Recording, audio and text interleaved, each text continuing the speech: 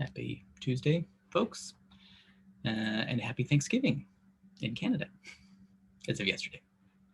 So belated Thanksgiving. Metrics working group today, we're getting near the end. I updated our page last week and we're like almost done with our exit criteria. The work, of course, of getting the metrics into the right place is not yet done, but we're getting there. First thing on the agenda is to take a look at the persistent link items, including our metrics. Ilya, would you take us through those?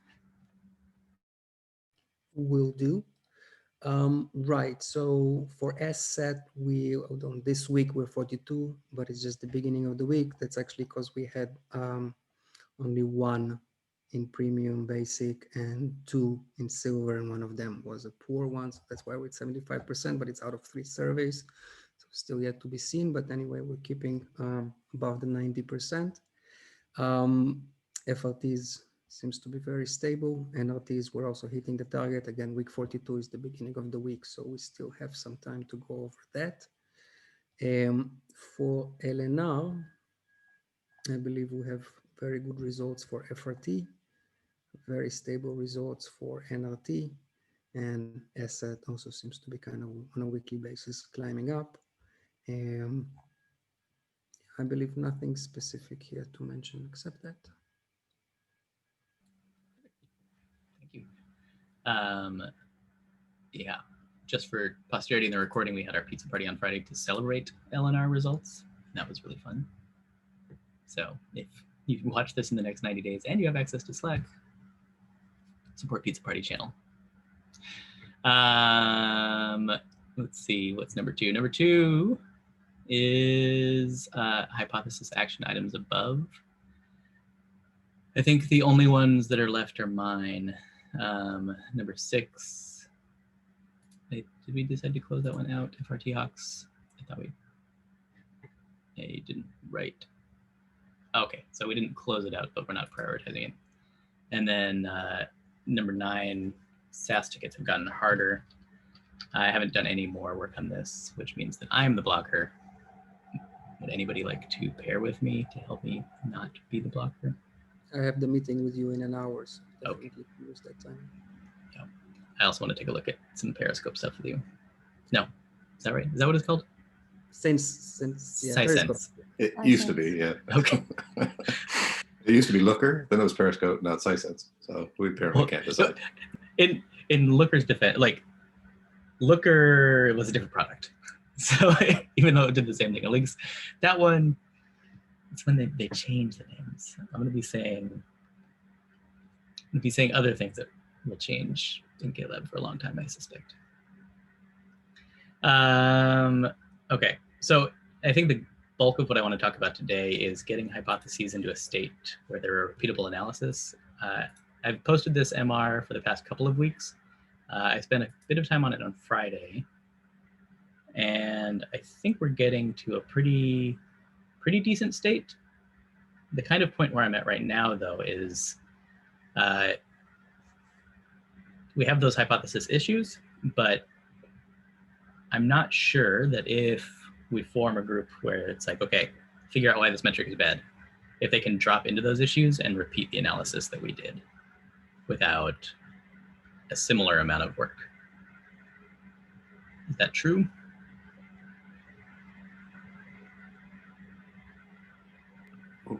Okay, I'm sorry, can you explain what you mean similar amount of work, like from the start of this work group to I mean, so evaluation or what? Right now, let's say right now today our Set's below where we want it to be. We're going to form a group of managers.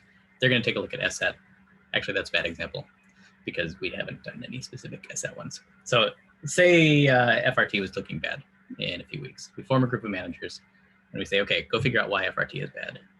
And they're like, okay, I have some ideas. These are my hypotheses. It's probably all related to US federal. And so they take a look at the hypothesis that I put together.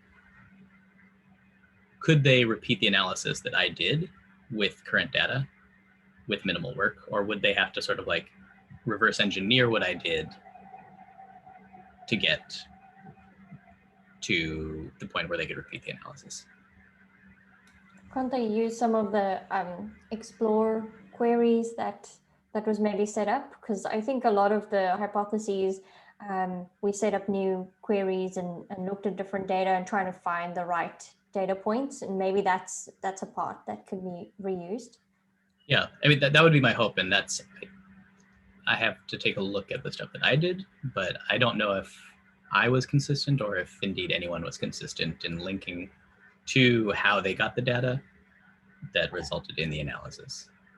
And so I think that going forward, I think that would be a useful piece to have.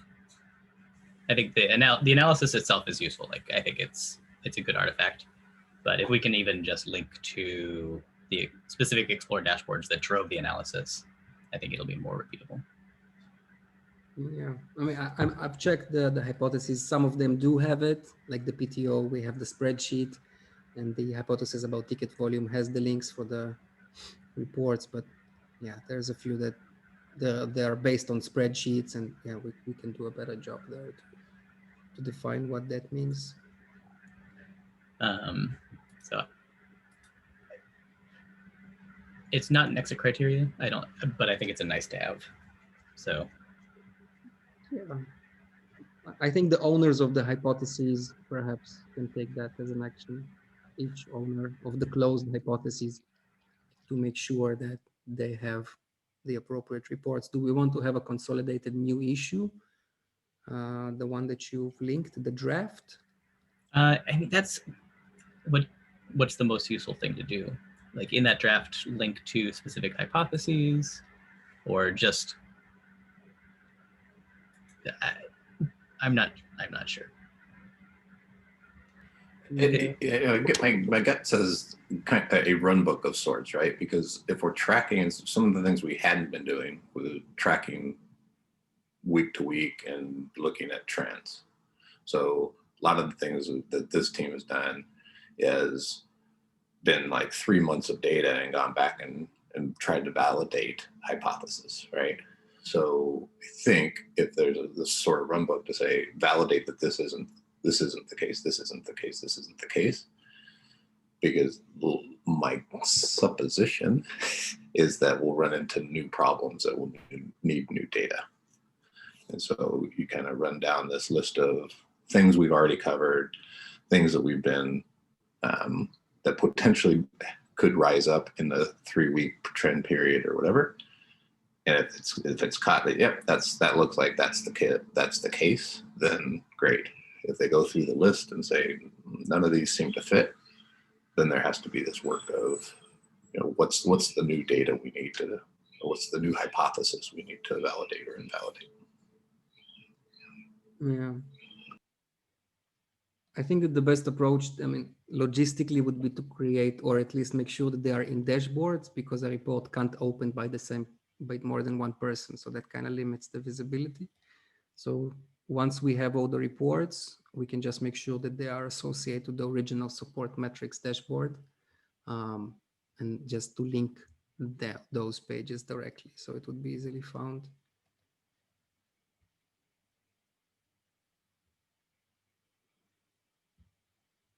So at this point, are we talking about actually portioning off new pages, or one page for the run books, for the run book for each of these hypotheses? And then linking to Explore dashboards.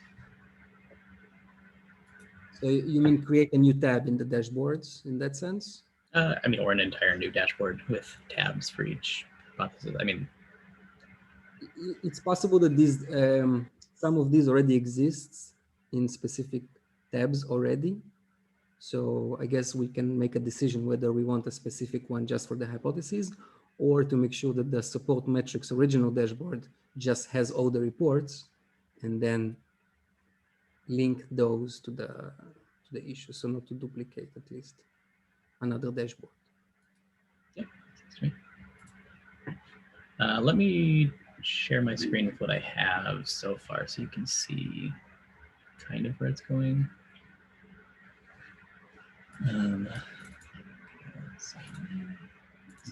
Sorry, I'm one of those dark mode people. So forming a group, okay. And it did make a new fancy template that's very similar to the page that we have, but kind of there's only going to be a few things that form the group. So I'm saying like FRT below target and then common causes. So staff availability, and then I guess the vision would be to then link to a separate page where the run book is a little bit more spelled out. And I guess we don't quite have a dashboard yet for that, but, and then specific actions. This is where it's a bit confused. I need to get this a little bit more in order. But so if regional handover is causing tickets to be missed, and we link to how you figure that out, what you should do, what you should monitor. PTO is causing problems, not much you can do other than make sure you're planning. But that's kind of how, what I'm envisioning is having a sort of, these are potential reasons why. If this is what it is, do this.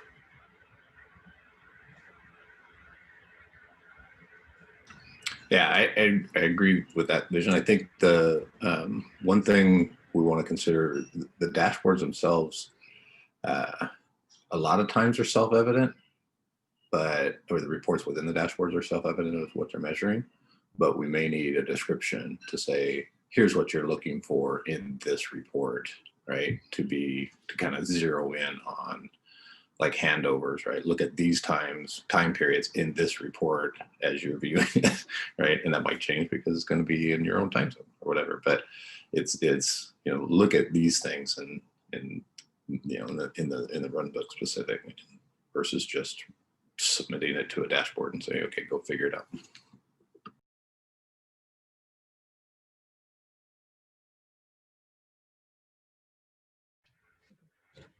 So do we feel like we have a clear path forward on this? Does everybody feel like they know how they can contribute to this?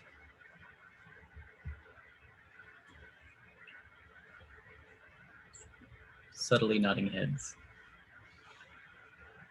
I'll accept it. All right. I'd like to continue our conversation from last week about shaping Sset.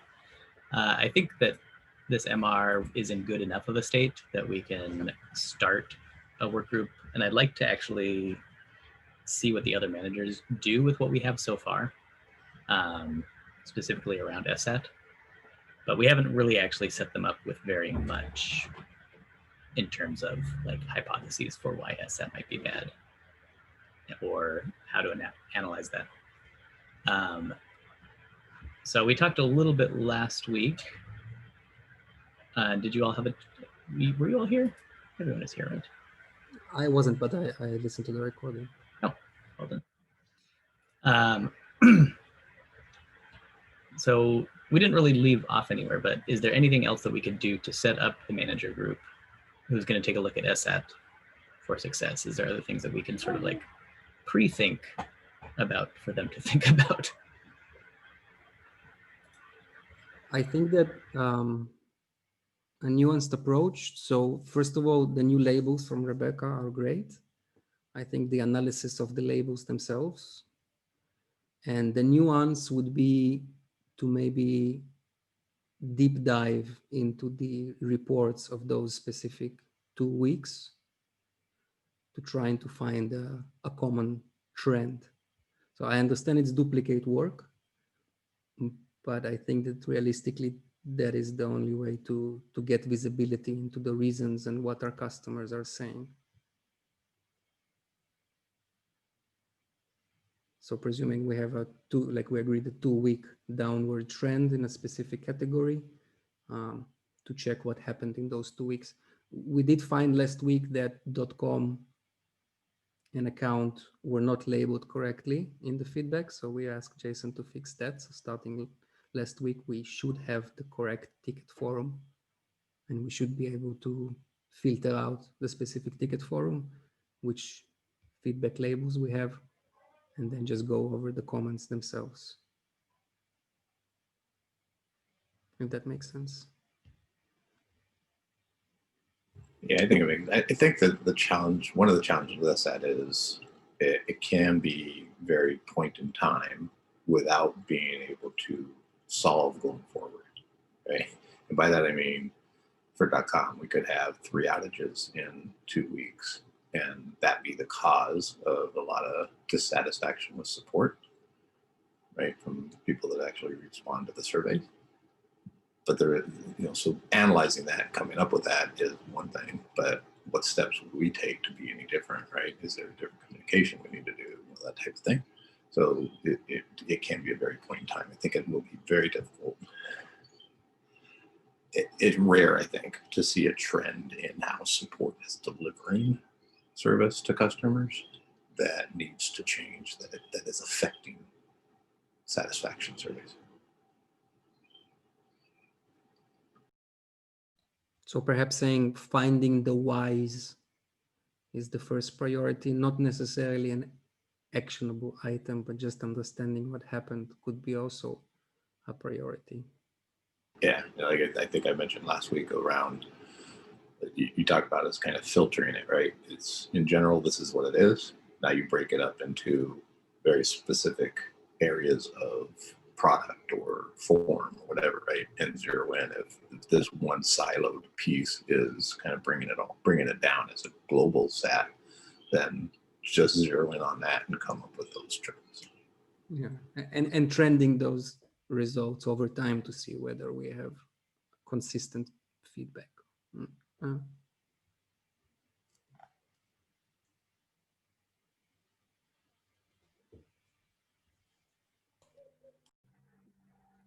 I was wondering, just looking at sort of the feedback, I've been tracking feedback for L&R for a while as part of the stuff that that I bring to the business fulfillment meeting, where sales and BizOps and product, where other teams are present. And what I've noticed sort of just in the trend is that the feedback it's not surprising. Most of the time it's about things that I already know is pain points for customers, or maybe in that case, like we could have worded things a little bit better and de-escalated the situation. So there are maybe things that we could have done to avoid it, but a lot of times it's just sort of customers telling us what we already know and just sort of saying, okay, we know these things are problems for customers, but at the end of the day, they have to be prioritized and we sort of have to work with them. So I've sort of struggled with what to do with the feedback. And I have all this information, but I have to say from tracking all of that, I haven't really figured out what to do with it. The best I can do is say, this is what the data is showing, because we already know where the pain points are, and I can make people aware and say, look, this is transparency, this is all we have. And then it's up to other teams and us as well. But it's all in a process to sort of figure out how these are going to be prioritized. And that takes a little bit of time, and it does get better, but the feedback is still there, and we still get people who will let us know that this is a big pain point for them. So I don't have the answer, but I just also wanted to say I've been thinking about this, and I've seen some managers really encourage responses on that feedback. So I've been pinged to sort of reach out to the customer again and say, oh, we see you've submitted feedback to us. And the thing I've realized about that as well is that sometimes there is sort of just bad news, like, sorry customer, you can't do this, or there's a bug or something's happened, where it's not a case of, oh, we can come back and do this thing for you and it's going to solve all the problems. So there are sort of dead ends where I feel like, again, now we have this feedback, but I'm not sure we can go back to the customer and give them happy news. Yeah, I'm just sort of laying some questions out there. It's things that I've been sort of thinking about for a while, but I haven't really come to any sort of answers by looking at the data so far. Yeah, so that's actually really good, because I think one thing to think about is you're reviewing that data. If there are things we already know and they're going to be elongated before they're solved, then setting expectations ahead of time with the customers, right? And saying, here's what we're working on as a priority, whether it's a blog post or response to tickets or whatever, right? And setting the expectation right up front as the ticket gets submitted, and whether it's a first reply or whatever, there might be an opportunity to stymie that dissatisfaction by setting their expectations or up front is what you've run into is a bug. We're still working on it, but we'll work to get a resolution or whatever, right? And so if there are things that kind of be associated to that kind of upfront expectation setting, because we know it's going to take a long time to solve, that might be an opportunity to remove some of those from the trends that you see. So just a thought, an idea. Yeah, absolutely. I think, yeah, those are really great to come back and say, by the way, we're working on it. And I think for the most part, what I've seen is we do sort of do that. As moment we see someone's running into a bug, it's usually part of the conversation. Some people still go, well, this is, still not happy with it. I should be able to do this. And that I can completely understand. There are things where it's just sort of a rule, like, sorry, but they cannot do this in our system, or they have to pay for this. And that's where the conversations get trickier, because we're not the ones sort of making the rules and setting the pricing and deciding what we pay for and what one can and can't do. Yes, we can advocate for what kind of features people want and what kind of self-serve things they want in the customers portal, but there is limited control. And product has done a really great job of looking at what we feel is important in support, but product also has other stakeholders that they have to look after. So there's definitely I think we can say, well, these ones are product might look at it, or product might look at it, but we don't know. We don't have sort of a end date or conclusion where we can say this is going to happen. We could point customers to issues and say this is being discussed, follow there. So maybe we can get into the habit of being more maybe advertising our product work a little bit more and saying this is coming up, look out for that. So that's maybe something that we can look at. Other types of tickets are maybe processes. If we took too long, if another team took too long to come back and there's a handover. So there's definitely room for improvement. I guess what I also wonder though is the few people that sort of speak up and submit that feedback, how much weight do we give to that versus maybe issues that we know need a little bit more focus? That's maybe a question that from a manager perspective, it'd be good to hear whether we focus on the customers who do take the time to submit that feedback, or do we look at our data to drive our decisions?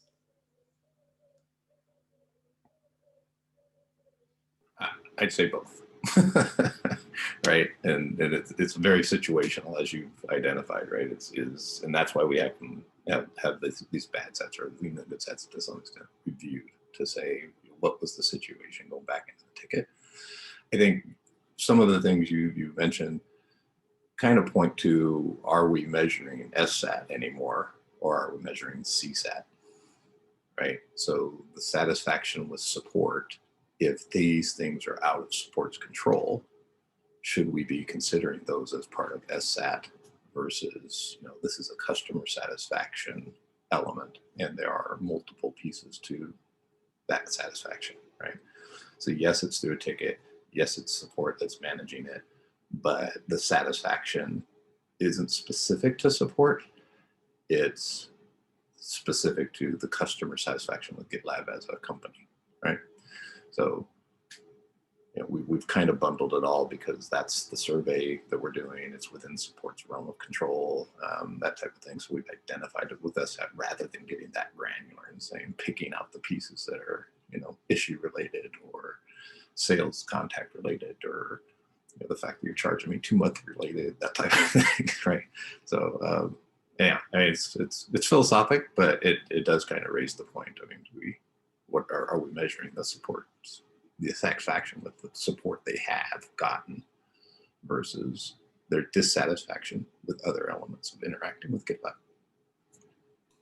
I think that distinction is really maybe more important for Eleanor than other queues because there's so much cross collaboration. There are definitely feedback where it's sort of bad and then the customer says, support was great, but I didn't get an answer from sales, or not happy with this part of the product or whatever. So if we're interested in making that distinction, I think it would benefit Eleanor just to sort of say, well, how are we doing in Eleanor support versus maybe where the issues with the collaboration comes in.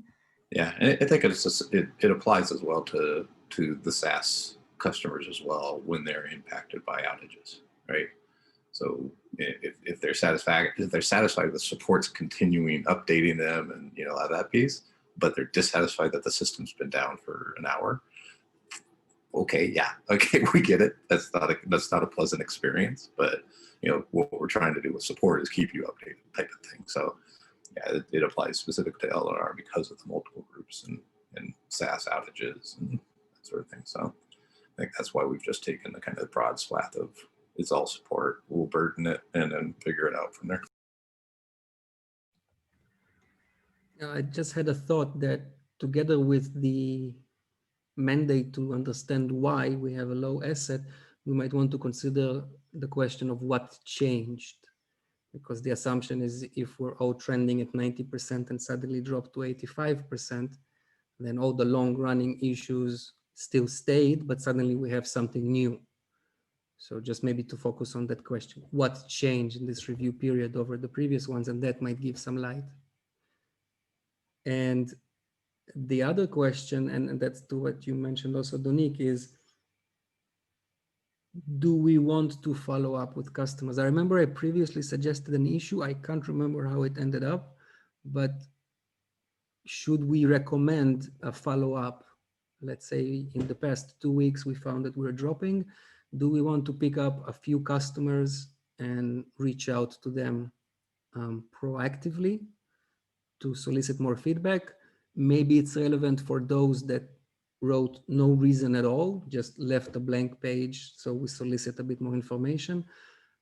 Maybe we want to tackle only what we feel might be potentially the problem to get more clarity from customer feedback. It will require, again, more overhead, but I want to raise this to the group. What do you think about that? According to the workflow for Asset Reviewing Manager, we should be following up with some customers always. So there are cases where it's like we choose not to.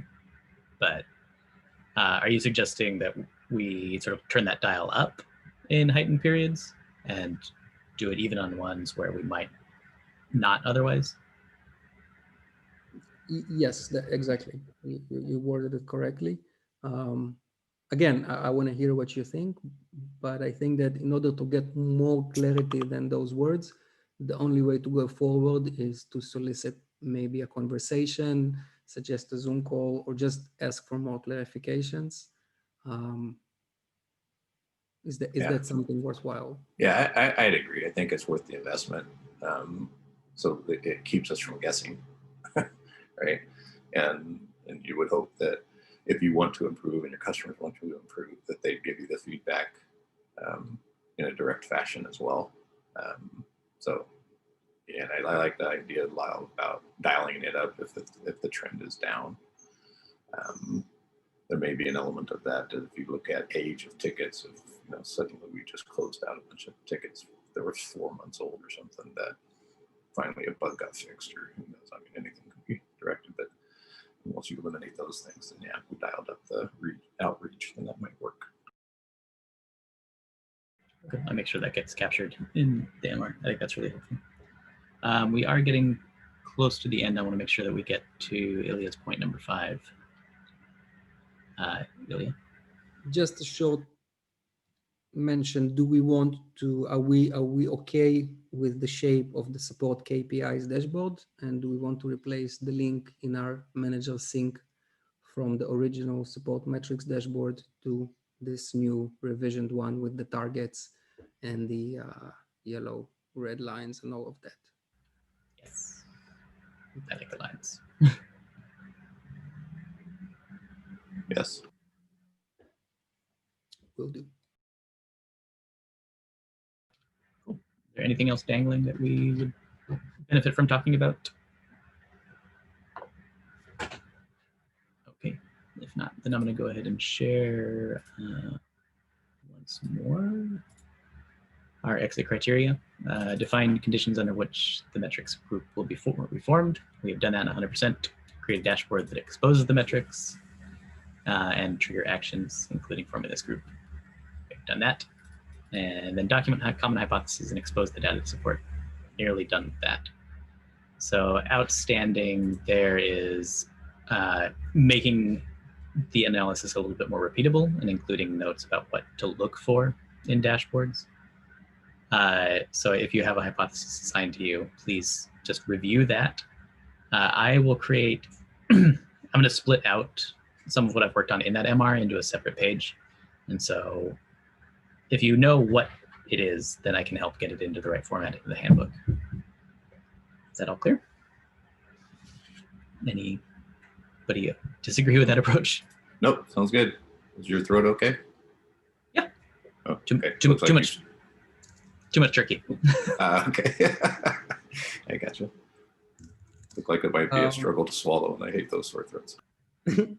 To be conscious of our progress and the fact that right now what we have left is just to summarize everything and present it to the group, should we maybe schedule or cancel the meeting next week and wait for 2 weeks to accomplish our results? Or is there anything else that we want to meet for in our next week? Because I think it might take some more time than that to finalize a run book. Seems fine to me. Okay. I do intend to get the managers started this week on Sset review. So we may have a few more voices as we kind of get things in there. But this is good. I think we're almost done. Good. Excellent. Okay, so we will cancel next week. I'll work on that and see you all in a couple of weeks. Cool. Thanks for your time. Thanks, Lyle. Thanks, Donate. Thanks, Ilya. Well.